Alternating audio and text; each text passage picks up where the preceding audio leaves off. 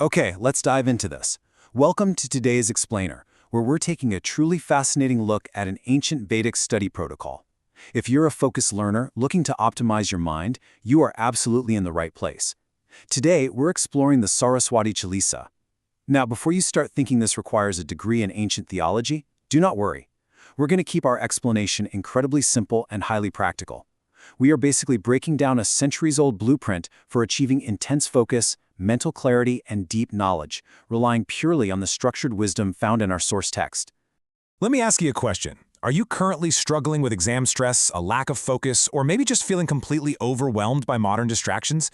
I mean, we all know that terrible feeling, right? Staring at a textbook or a screen and just not absorbing a single thing. Well, what if the ultimate study hack isn't some brand new app or a giant energy drink, but a deeply structured ancient routine?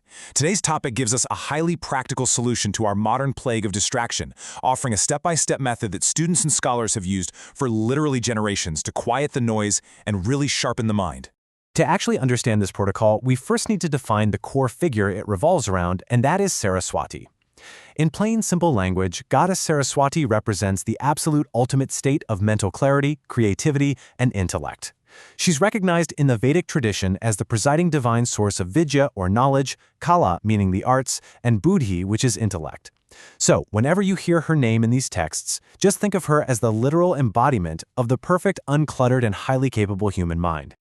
Next up, we really need to demystify the word Chalisa. A Chalisa is simply a highly structured 40-verse tool. Think of it as a powerful, rhythmic recitation used specifically by knowledge seekers to unlock wisdom and massively enhance their concentration. It is not just pretty poetry. It's designed to be a functional, repetitive practice that essentially conditions your brain to settle down and completely focus on the exact task at hand. Now, you might be wondering, who actually uses this today? Because this isn't just an abstract spiritual concept reserved for monks in a mountain monastery. It's a highly practical routine utilized right now by a huge range of people. We're talking about incredibly competitive students preparing for intense exams like the UPSC, IIT JE, and NEET. But it also extends to musicians, artists, and writers who are seeking creative breakthroughs, teachers, researchers tackling complex projects, or literally anyone trying to learn a new language. If your goal requires cognitive endurance, this practice is absolutely designed for you. Now, what's really interesting about this data is the science behind the practice.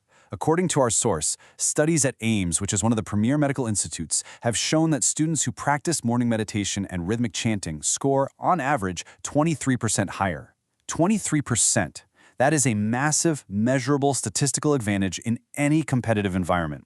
It essentially tells us that there is a tangible outcome to taking the time to prime your brain before you start absorbing complex information. Let's look a little closer at the science of why this actually works. We are really bridging mysticism and neuroscience here.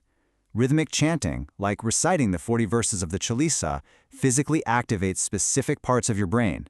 It engages the left temporal lobe, which is your brain's language center, making you much more receptive to words and concepts.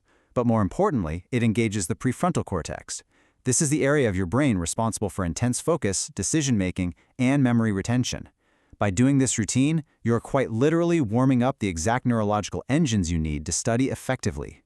So how do you actually do it? Well, our source provides an exact, actionable 6-step blueprint for exam success. Step 1, you begin 40 days before your big test or deadline. Step 2, you wake early during the Brahma Muhurta, those really quiet pre-dawn hours, bathe and sit facing east. Step 3, set up a simple focus space with an image of Saraswati and some white flowers. Step 4, light a ghee lamp and incense to engage your senses. Step 5, recite the 40-verse Chalisa once, followed by chanting a specific focus mantra 108 times. And the 6th, definitely the most crucial step, you open your books and study immediately after. Your brain is now perfectly primed for deep work. To further optimize this whole routine, the text outlines the best times and elements to include. For instance, the traditional Day of Wisdom is Thursday, making it an incredibly great day to commit to this practice. Other highly auspicious days include the festival of Basant Panchami and Purnima, the full moon. The absolute best time to practice is, logically enough, right before you need to study or take an exam. And the suggested offerings, things like white flowers, mystery, which is rock sugar, rice, and fruits, these are simple, pure elements explicitly designed to create an environment of complete clarity and calmness right around your study space. So the crucial point is this. The real-world outcomes of this dedicated practice are incredibly broad and highly desirable. Consistent practitioners report a noticeably sharper memory and heightened concentration, which directly leads to success in high-stakes exams. But it doesn't stop there. It also branches out into expressive skills, enhancing eloquence, communication, and boosting both creative and musical talents. Ultimately, the core benefit is described as the removal of ignorance and confusion. It's literally clearing the fog from your mind so you can finally think straight. I want to shift gears just slightly to appreciate the beautiful imagery within the text itself, because the visualization is a massive part of the mental conditioning here. The Chalisa states, "She sits always on a white lotus, adorned in white garments, bringing joy to the mind." Visualizing this serene, pure white imagery is actually an intentional psychological tool. It is meant to deeply soothe an anxious, overworked student's mind, replacing those awful feelings of panic with a sense of calm, joyful readiness before tackling difficult subjects.